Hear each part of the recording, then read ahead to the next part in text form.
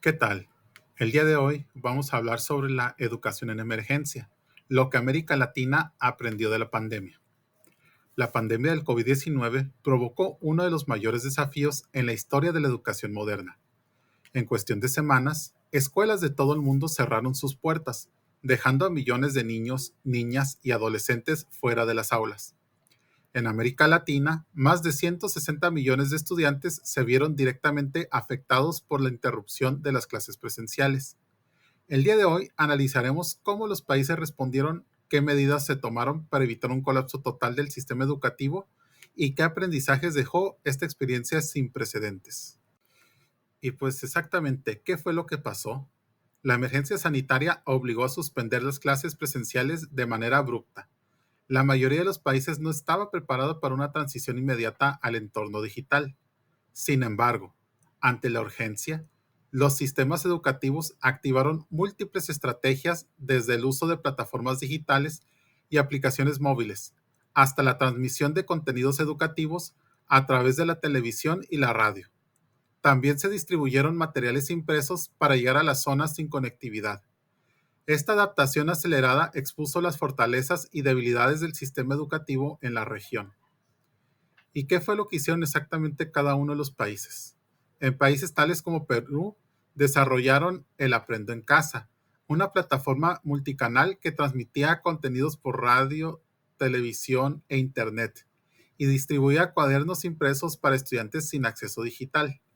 En Uruguay aprovecharon su experiencia previa con el Plan Ceibal, que desde años antes ellos habían dotado a estudiantes con laptops y acceso a recursos digitales.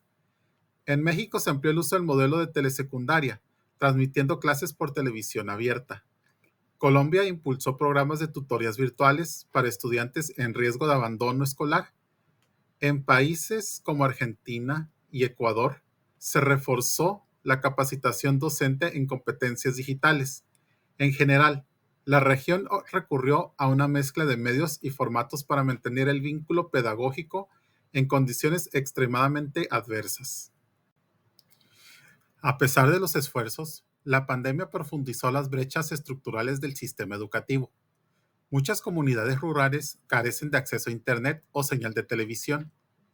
Familias con múltiples hijos compartían un solo dispositivo o ninguno. Además, gran parte del peso de la educación en casa recayó sobre las mujeres, quienes debían equilibrar sus trabajos, el cuidado del hogar y el acompañamiento escolar. Por otro lado, miles de estudiantes se desconectaron del sistema, en muchos casos sin retorno posterior. Esto refleja una deuda histórica en conectividad y acceso equitativo. Aunque el impacto fue generalizado, algunos países destacaron por sus estrategias. Uruguay es un caso notable. Gracias al Plan Ceibal, su sistema educativo tenía una base digital instalada y estudiantes contaban con dispositivos desde antes de la pandemia. En Perú, Aprendo en Casa combinó eficazmente medios digitales y tradicionales. Colombia desarrolló acompañamientos personalizados a través de tutoriales virtuales. Además de que nuestro país, México, se hizo el famoso Aprende en Casa, que durante todo el día se transmitían los contenidos necesarios para los tres niveles educativos, que son desde el preescolar hasta el bachillerato. Estos ejemplos muestran que la planificación previa y la inversión sostenida hacen una gran diferencia en tiempos de crisis. Ahora vamos a responder unas cuestiones. La primera sería, ¿cómo funcionan los portales y programas educativos de inclusión digital de Argentina, Brasil, Chile, Colombia y México? En el caso de Argentina, lo hacen mediante la distribución masiva de netbooks a estudiantes de secundaria y docentes. También hacen inclusión de contenidos multimedia, enciclopedias, plataformas interactivas, además de una evaluación constante del uso pedagógico de las TIC. El caso de Brasil, crean laboratorios de informática y redes escolares locales, desarrollo de materiales didácticos digitales en portugués y formación continua para docentes en tecnología educativa. El caso de Chile, tienen bibliotecas digitales, recursos curriculares y cuadernos de actividades. Hacen formación a distancia y asesorías técnico-pedagógicas, además del uso de datos para personalizar estrategias digitales. Colombia, por su parte, hace donación de equipos a instituciones públicas, capacitación a docentes y familias, promoción de la apropiación tecnológica, no solo en entrega de equipos, además del uso de Big Data para seguimiento del aprendizaje en zonas remotas. Y finalmente México hace educación por televisión y radio, además del Internet, genera portales digitales con recursos por grado y asignatura, además del uso de YouTube y redes sociales para ampliar su cobertura. Con respecto a las nuevas demandas al sistema educativo a partir de la adopción de tecnologías para la virtualización de emergencia, ¿a qué se refieren las dimensiones tecnológicas, pedagógicas, organizacional y sociocomunitario? En cuanto a la dimensión tecnológica, se refiere a los recursos técnicos, digitales y de conectividad necesarios para implementar procesos educativos remotos o híbridos. La pandemia reveló que muchos sistemas educativos no estaban preparados tecnológicamente para la virtualización masiva. Se requirió inversión urgente en infraestructura y equipamiento.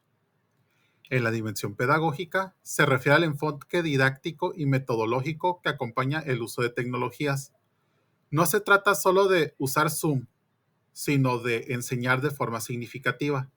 Transformar la enseñanza, no solo digitalizarla. El reto fue adaptar los contenidos al nuevo formato y promover una pedagogía activa en medios digitales.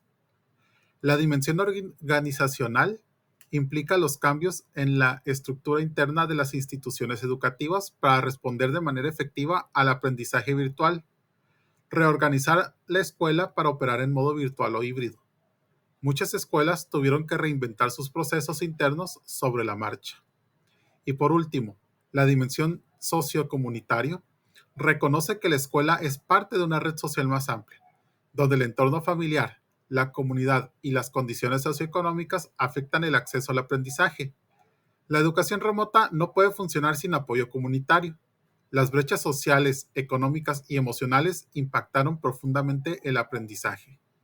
Finalmente, de los países analizados, ¿cuál considera que tuvo la mejor estrategia y por qué?